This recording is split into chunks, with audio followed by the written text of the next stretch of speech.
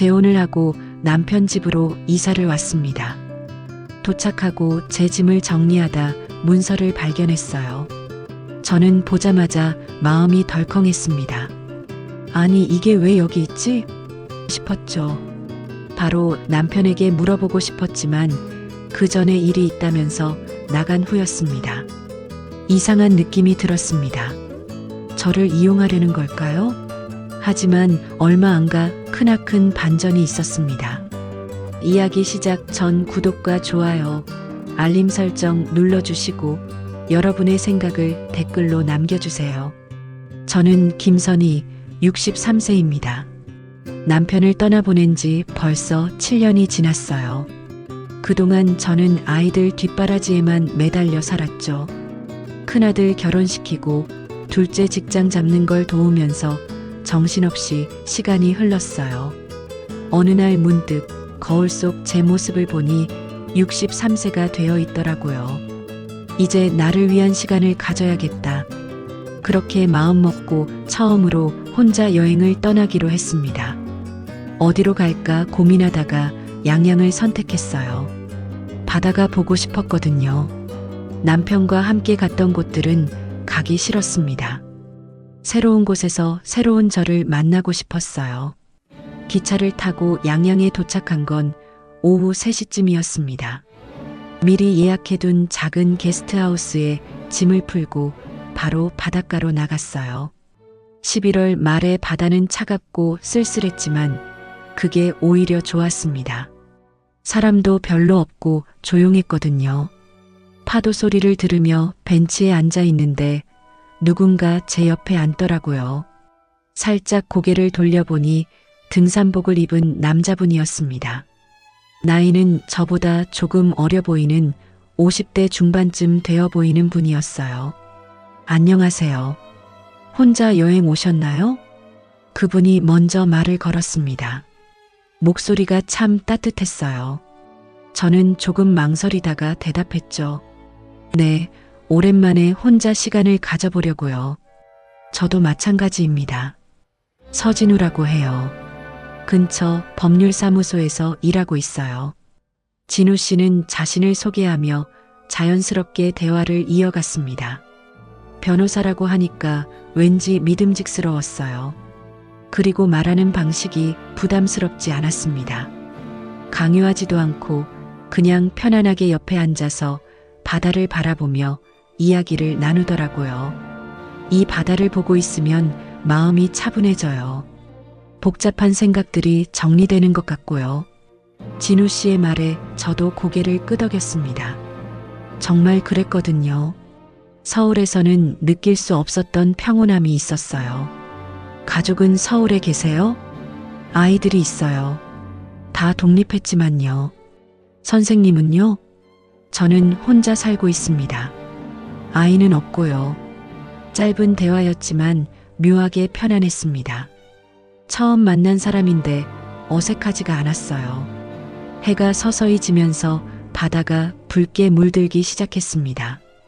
내일도 이 시간에 나오실 건가요? 진우 씨가 조심스럽게 물었어요. 저는 잠깐 망설이다가 대답했습니다. 아마도요. 이틀 더 있을 예정이거든요. 그럼 내일 또 뵐 수 있겠네요. 그렇게 말하고는 진우 씨가 먼저 일어났습니다. 뒤돌아서 가면서 한 번 더 인사를 하더라고요. 저는 그 뒷모습을 바라보며 이상한 기분을 느꼈어요. 오랜만에 누군가와 나눈 자연스러운 대화였습니다. 아이들과는 다른 한 사람의 여자로서 나눈 대화 말이에요. 그날 밤 게스트하우스에 돌아와서도 계속 진우 씨 생각이 났습니다. 내일 또 만나게 될까 하는 기대감도 살짝 생기더라고요. 다음 날 아침 어제와 같은 시간에 바닷가로 나갔습니다. 솔직히 진우 씨를 다시 만날까 하는 기대감이 있었어요. 벤치에 앉아 기다리고 있는데 멀리서 익숙한 모습이 보이더라고요. 정말 오셨네요. 진우 씨가 환하게 웃으며 다가왔습니다. 어제보다 더 편안해 보였어요. 산책 한번 같이 하실래요? 이 근처에 바위길이 예쁘거든요. 저는 잠깐 망설였습니다. 남편 없이 다른 남자와 산책을 한다는 게 어색했거든요. 하지만 진우 씨의 따뜻한 눈빛을 보니 거절하기가 어려웠어요. 좋아요.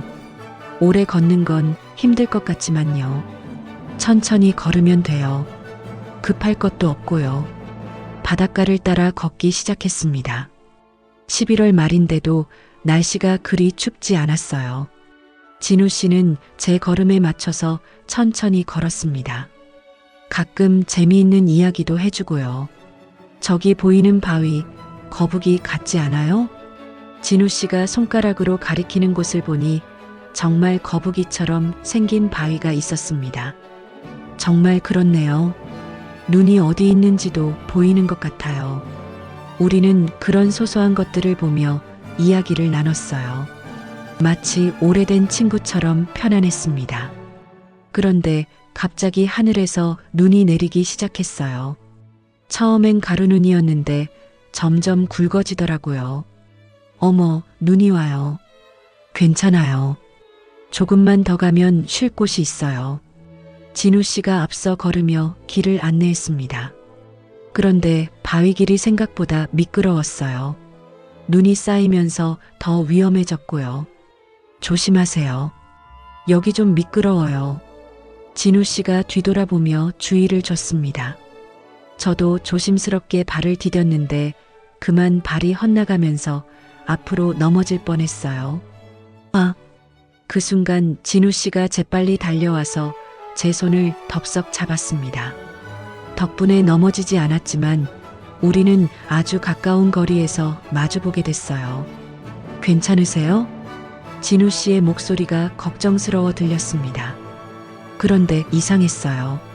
진우 씨 손에서 전해지는 따뜻함이 온몸으로 퍼지는 것 같았거든요. 얼마나 오랫동안 다른 사람의 체온을 느껴보지 못했던 걸까요? 네, 괜찮아요. 고마워요. 그렇게 말했지만 쉽게 손을 놓을 수가 없었습니다. 진우 씨도 마찬가지였는지 잠시 그대로 있었어요. 서로 눈을 마주보며 말없이 서 있었죠. 저기, 이제 괜찮아요. 제가 먼저 말을 하고 나서야 진우 씨가 손을 놓았습니다. 그 후로는 둘 다 어색해서 말이 없었어요. 그냥 조용히 게스트하우스까지 걸어왔습니다. 오늘 즐거웠어요. 조심히 들어가세요. 진우 씨가 인사를 하고 돌아갔지만 저는 한참 동안 그 자리에 서 있었습니다. 아직도 손바닥에 진우 씨의 체온이 남아있는 것 같았거든요. 그날 저녁 게스트하우스 방에서 혼자 있는데 자꾸 그 순간이 떠올랐어요. 진우 씨가 제 손을 잡았을 때의 그 느낌 말이에요. 왜인지 가슴이 두근거리고 괜히 혼자 웃게 되더라고요. 이게 뭐지? 나이 들어서 이런 감정이 다시 생길 줄이야. 거울을 보며 혼잣말을 했습니다. 얼굴이 빨갛게 달아오른 걸 보니 정말 이상했어요. 그 손의 온기가 왜 자꾸 생각나는 걸까요? 양양에서 돌아온 후에도 진우 씨와 연락이 계속됐습니다. 처음엔 안부 정도였는데 점점 더 자주 연락을 주고받게 됐어요. 문자 하나가 올 때마다 가슴이 설레는 게 이상했습니다. 오늘 날씨가 참 좋네요. 선희 씨는 뭐 하고 계세요? 이런 소소한 메시지들이었는데 받을 때마다 괜히 기분이 좋아졌어요. 저도 모르게 답장을 기다리게 되고 메시지가 안 오면 혹시 뭔 일이 있나 걱정도 됐습니다. 그러던 어느 날 진우 씨에게서 전화가 왔어요. 선희 씨, 다음 주에 서울 출장이 있어서요. 시간 되시면 한번 뵐 수 있을까요? 순간 가슴이 두근거렸습니다. 서울에서 만난다니 뭔가 달라질 것 같은 느낌이었어요. 좋아요. 어디서 만날까요? 북촌에 조용한 찻집이 하나 있어요. 거기서 만나실래요? 약속 날이 다가올수록 옷장을 뒤져가며 뭘 입을지 고민했습니다.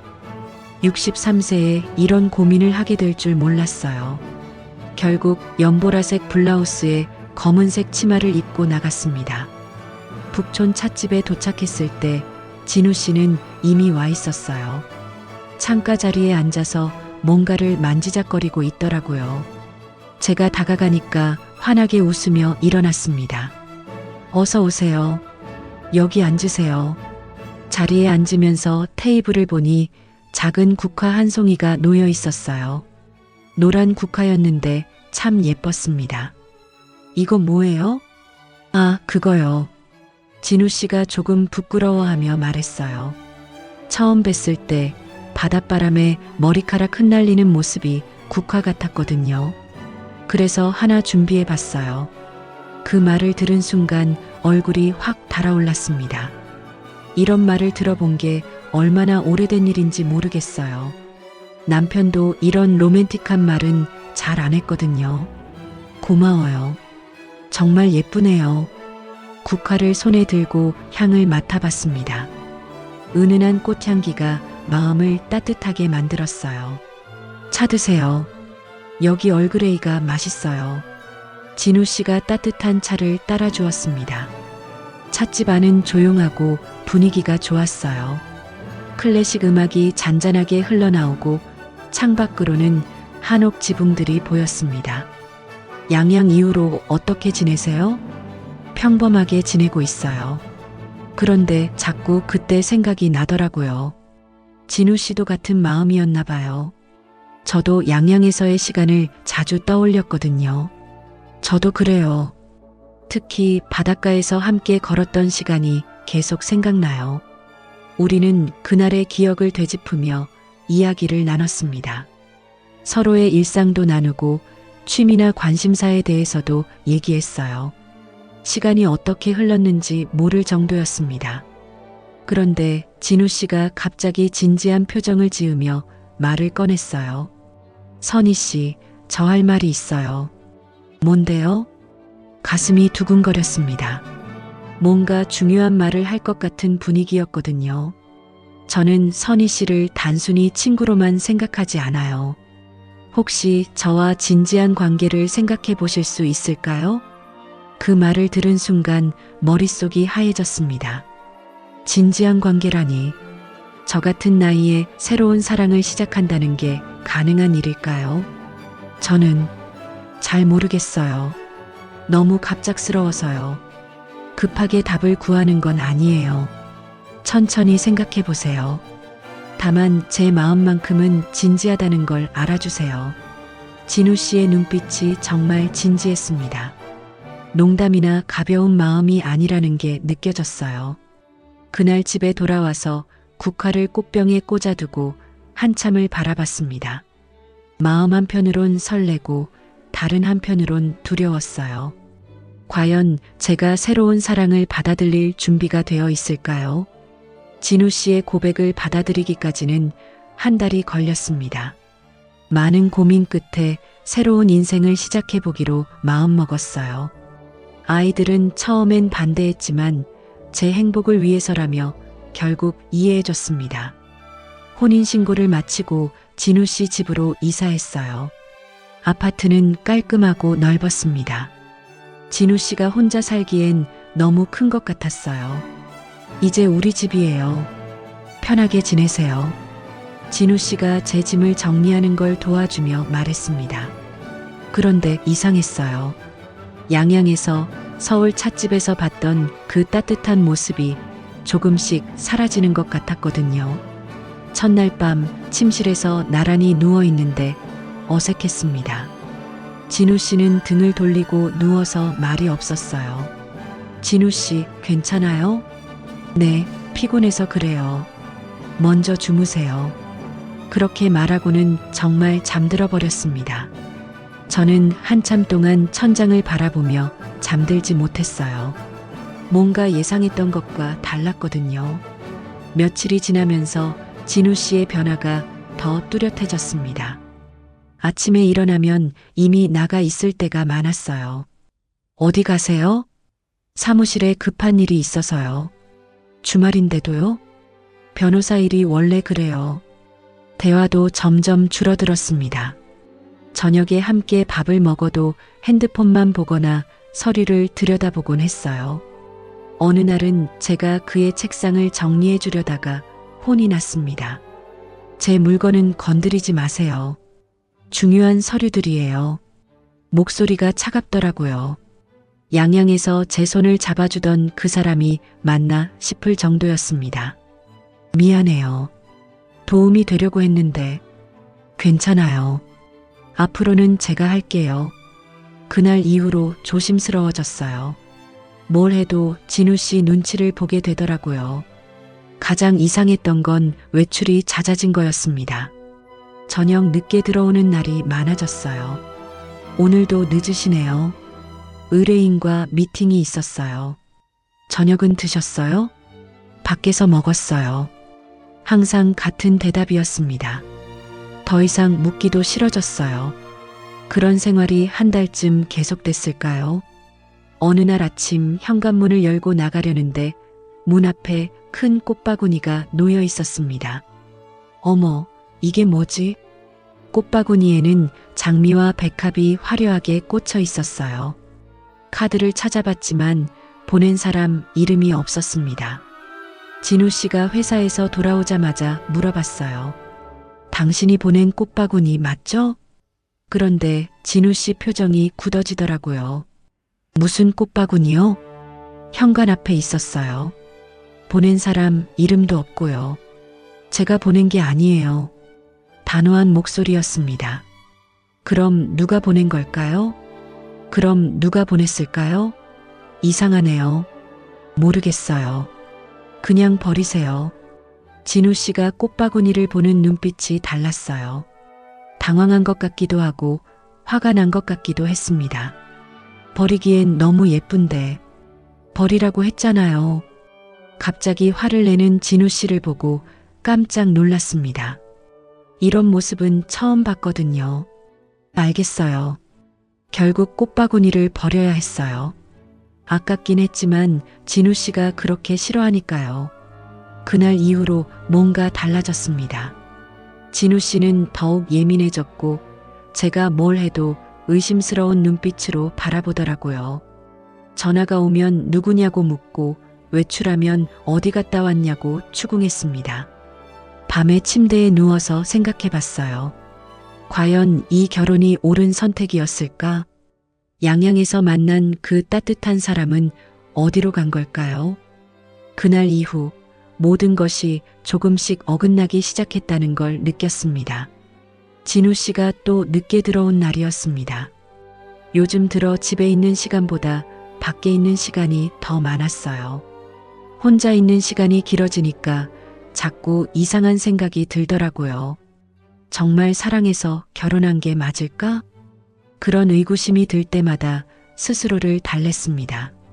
나이 들어 만난 사랑이니까 조심스러울 수도 있다고요.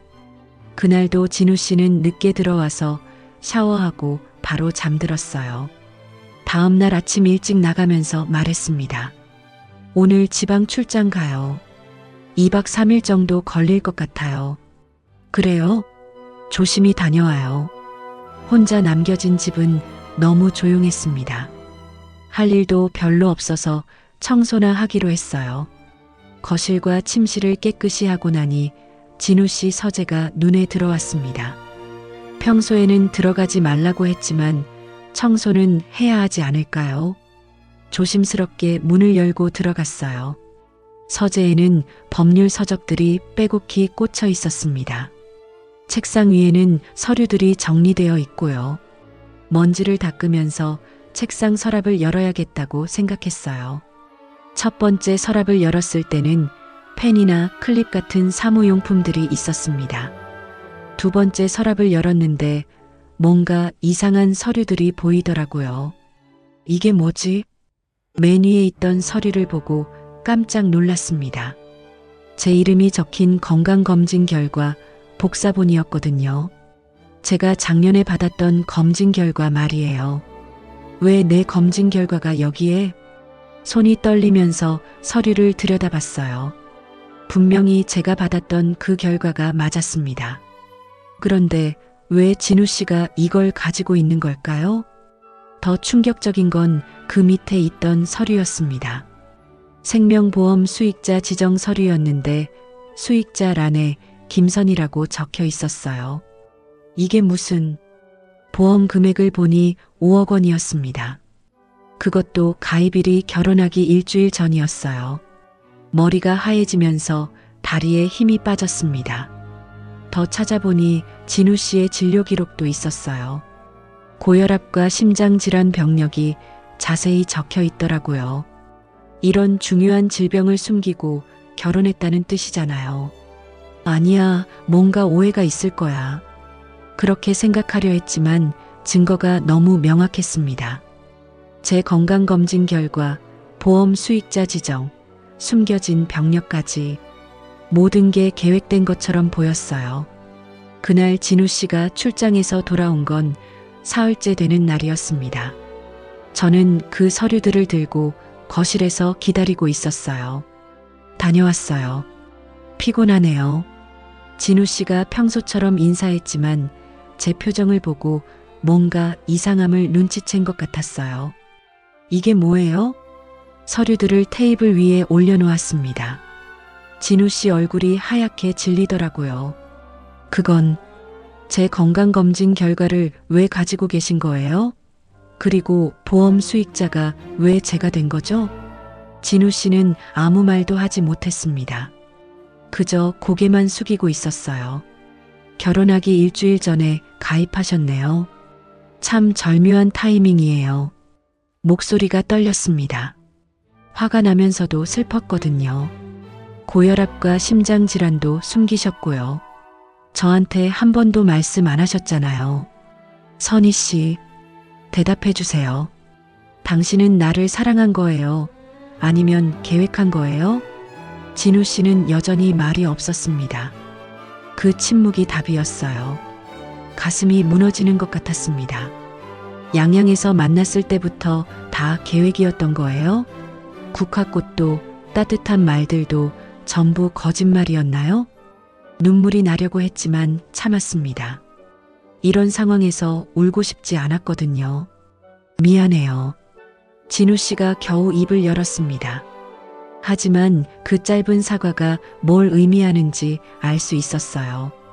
모든 게 사실이었다는 뜻이었습니다. 그날 밤 저는 잠들 수가 없었어요. 옆에서 자고 있는 진우 씨를 보면서 소름이 돋았습니다. 도대체 이 사람이 누구인지 모르겠더라고요. 그 일이 있고 나서 며칠 동안 집에서 나오지 못했습니다. 밥도 제대로 못 먹고 잠도 못 잤어요. 진우 씨는 평소처럼 출근했지만 집안의 분위기는 완전히 얼어붙어 있었습니다. 선희 씨, 우리 얘기 좀 해요. 진우 씨가 조심스럽게 말을 걸어왔지만 저는 대답하고 싶지 않았어요. 뭘 더 말한다고 달라질 게 있을까요? 일주일째 되는 날 갑자기 가슴 한쪽이 묵직하게 느껴졌습니다. 만져보니 뭔가 작은 덩어리 같은 게 있더라고요. 설마. 불안한 마음에 혼자 병원에 갔어요. 진우 씨한테는 말하지 않았습니다. 더 이상 그 사람과 뭔가를 나누고 싶지 않았거든요. 검사를 받는 동안 마음이 복잡했어요. 한편으로는 무서웠고 다른 한편으로는 이상하게 담담했습니다. 이미 너무 많은 충격을 받아서 더 이상 놀랄 일도 없는 것 같았어요. 며칠 후 결과를 들으러 갔을 때 의사 선생님 표정이 심각했습니다. 유방암 초기입니다. 다행히 일찍 발견됐으니까 치료 잘 받으시면 완치 가능해요. 그 말을 들은 순간 머릿속이 하얘졌어요. 암이라니. 63세에 이런 일이 닥칠 줄 몰랐습니다. 수술은 언제 해야 하나요? 다음 주에 입원하시고 그 다음 주에 수술 예정입니다. 집에 돌아와서도 진우 씨한테 말하지 않았어요. 혼자 짐을 챙기고 혼자 입원 준비를 했습니다. 아이들한테도 아직 말하지 못했어요. 걱정시키고 싶지 않았거든요. 입원 당일 택시를 타고 병원에 갔습니다. 병실에 짐을 풀고 있는데 간호사가 말했어요. 보호자는 안 오시나요? 혼자 왔어요.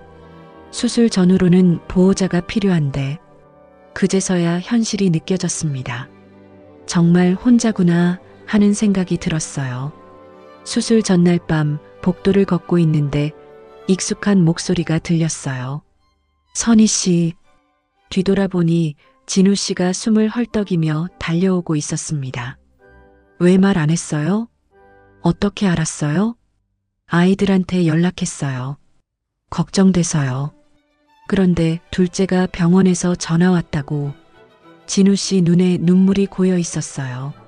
진짜 걱정하는 것 같았습니다. 혼자 왜 이런 걸 감당하려고 해요? 당신과 무슨 상관이에요? 이제 남남 아닌가요? 차갑게 말했지만 속으로는 누군가 옆에 있어주는 게 고마웠어요. 난 아직 당신 옆에 있고 싶어요. 제발 혼자 하지 마세요. 진우 씨가 간절한 목소리로 말했습니다. 하지만 저는 돌아서서 병실로 들어갔어요. 그날 밤 잠들기 전에 복도를 보니 진우 씨가 의자에 앉아 있었습니다. 간호사가 가라고 해도 안 가더라고요. 보호자세요? 아니요, 그냥 걱정돼서 기다리고 있어요. 새벽까지 그 자리에 있는 걸 봤어요. 이상했습니다. 보험금 때문에 접근한 사람이 이렇게까지 할 이유가 있을까요? 수술 당일 아침 수술실로 가는 침대에 누워 있는데 진우 씨가 나타났어요. 선희 씨, 괜찮을 거예요. 그러면서 제 손을 꼭 잡았습니다. 양양에서 넘어질 뻔했을 때 잡아줬던 그 손이었어요. 이 손, 이번엔 놓지 않을게요. 그 말을 들은 순간 눈물이 났습니다. 화가 나기도 했고 고맙기도 했어요. 복잡한 감정이 한꺼번에 밀려왔습니다. 왜 이래요? 왜 이렇게 해요? 미안해요. 정말 미안해요. 처음엔 그런 마음도 있었어요. 하지만 지금은 달라요. 수술실 문 앞에서 진우 씨가 마지막으로 말했어요. 잘 다녀와요. 여기서 기다리고 있을게요. 수술실 문이 닫히면서 진우 씨 모습이 사라졌습니다. 하지만 그 따뜻한 손의 느낌은 계속 남아 있었어요. 혼란스러웠습니다. 이 사람을 믿어도 될까요? 아니면 또 다른 계산이 숨어 있는 걸까요? 마취가 들기 전 마지막 생각은 양양 바닷가였습니다. 처음 만났던 그날의 진우 씨 모습이 떠올랐어요. 수술은 성공적으로 끝났습니다. 의사 선생님께서 암 조직을 완전히 제거했다고 하셨어요. 하지만 이제 항암 치료가 남아 있었습니다. 3개월 정도 치료받으시면 돼요. 힘들겠지만 꼭 필요한 과정이에요. 퇴원 후 집으로 돌아왔는데 진우 씨가 모든 걸 준비해 놨더라고요.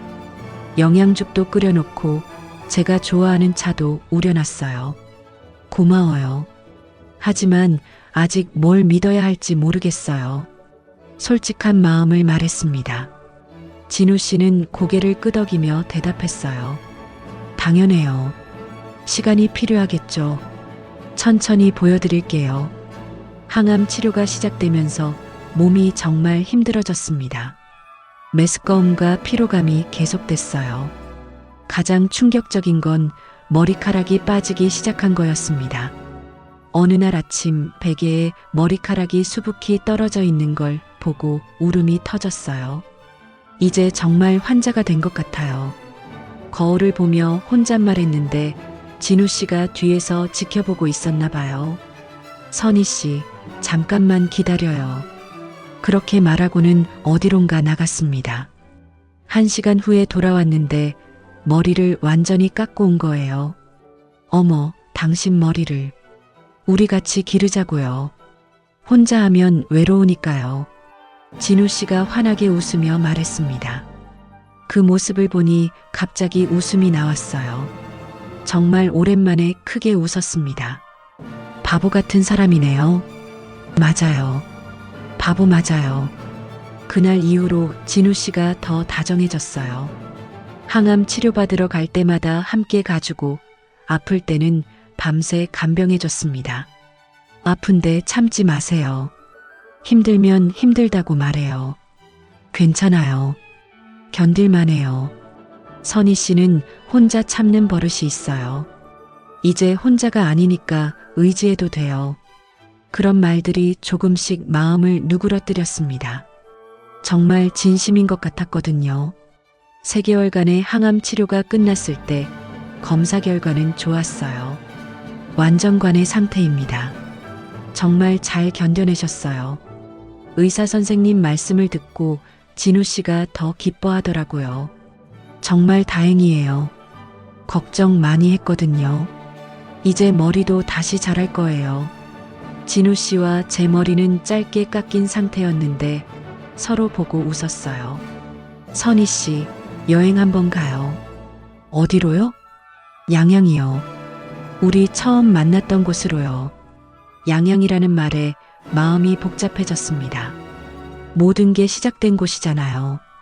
같은 게스트하우스, 같은 바닷가로 가요. 다만 이번엔 다른 마음으로요. 진우 씨의 제안을 받아들이기까지 며칠 생각했어요. 그리고 가기로 결심했습니다.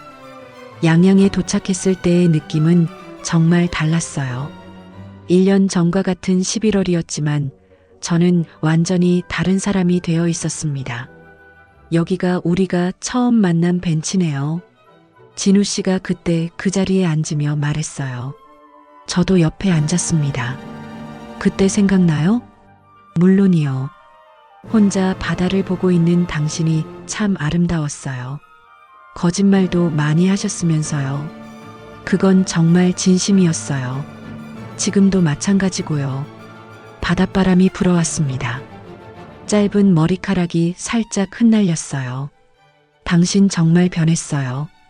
그때보다 더 다정해졌어요. 당신도 변했어요. 더 강해졌어요. 아픔을 겪고 나니까 뭐가 중요한지 알겠더라고요. 저도 당신을 거의 잃을 뻔하고 나서야 깨달았어요. 진짜 소중한 게 뭔지요. 그날 밤 같은 게스트하우스에서 나란히 누워있으면서 생각했어요. 처음 양양에 왔을 때는 새로운 시작을 꿈꿨고 지금은 진짜 새로운 시작을 하고 있구나. 진우 씨, 이제 믿어봐도 될 것 같아요. 고마워요. 실망시키지 않을게요. 서로 더 이상 비밀은 없기로 해요. 약속해요. 파도 소리를 들으며 잠들었습니다. 이상하게 마음이 편안했어요. 처음으로 진우 씨를 온전히 믿어보고 싶다는 생각이 들었습니다. 양양에서 돌아온 후 며칠이 지났을 때 진우 씨가 조심스럽게 제안했어요. 선희 씨, 우리 법무사무소에 함께 가요. 법무사무소요? 왜요? 유언장이랑 상속, 의료 대리권 같은 걸 정리하고 싶어서요.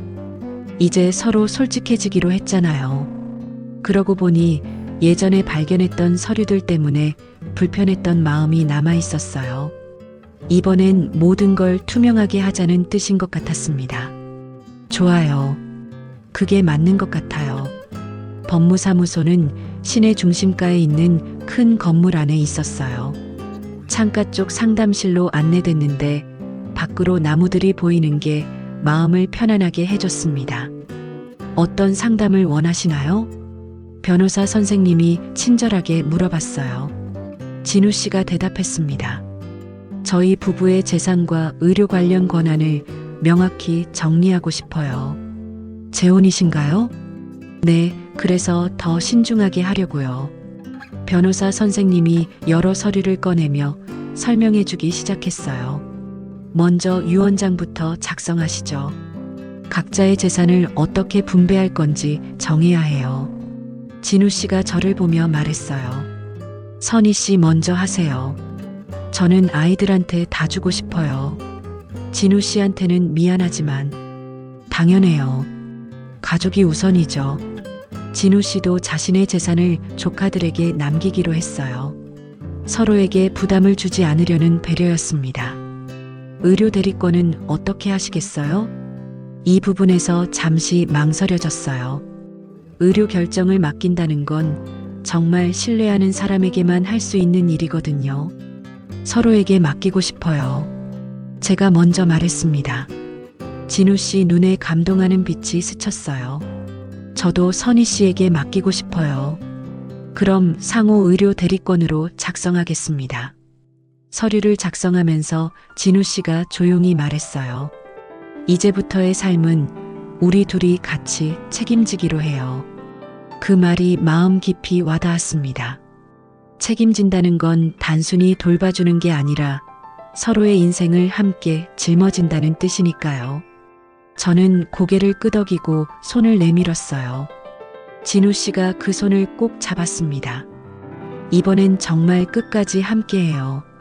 모든 서류 작성이 끝나고 나서 우리는 근처 공원으로 산책을 나갔어요. 벤치에 앉아 있으니 양양에서의 기억이 떠올랐습니다. 참 많은 일이 있었네요. 그러게요. 1년 전에는 이런 일들이 일어날 줄 꿈도 못 꿨어요. 후회해요? 진우 씨가 조심스럽게 물었어요. 아니요. 힘들었지만 후회하지 않아요. 당신은요? 저도요. 비록 잘못된 시작이었지만 지금은 진짜 사랑하고 있거든요. 바람이 불어오면서 나뭇잎들이 흩날렸어요. 마치 양양의 바닷바람 같았습니다. 늦게 핀 사랑은 오래간대요. 누가 그런 말 했어요? 제가 지어낸 말이에요. 그런데 정말 그런 것 같아요. 진우 씨가 웃으며 대답했어요. 그럼 우리 사랑도 오래 갈까요? 물론이죠. 나중에 더 힘들어지면 어떻게 하냐고요? 그땐 함께 아프면 되죠. 그 대답을 듣고 마음이 따뜻해졌어요. 혼자 아픈 게 얼마나 외로운지 항암 치료받으면서 알았거든요. 당신 말이 맞아요. 함께 아프면 덜 아플 것 같아요. 해가 서서히 지면서 하늘이 붉게 물들었습니다. 처음 양양에서 본 노을과 비슷했어요. 집에 가요. 저녁 준비해야죠. 오늘은 제가 할게요. 선희 씨는 쉬세요. 고마워요. 하지만 같이 해요. 이제 모든 걸 같이 하기로 했잖아요. 집으로 돌아가는 길에 손을 잡고 걸었습니다. 63세에 이렇게 로맨틱한 기분을 느낄 줄 몰랐어요. 저녁을 함께 준비하면서 생각했습니다. 인생의 두 번째 시작이 이렇게 달콤할 수도 있구나. 비록 우여곡절이 많았지만 결국 진짜 사랑을 찾은 것 같았어요. 내일은 뭐 할까요? 내일은 내일 생각해요. 오늘 하루만 생각하면 돼요. 그렇게 우리의 새로운 시작이 계속되고 있습니다.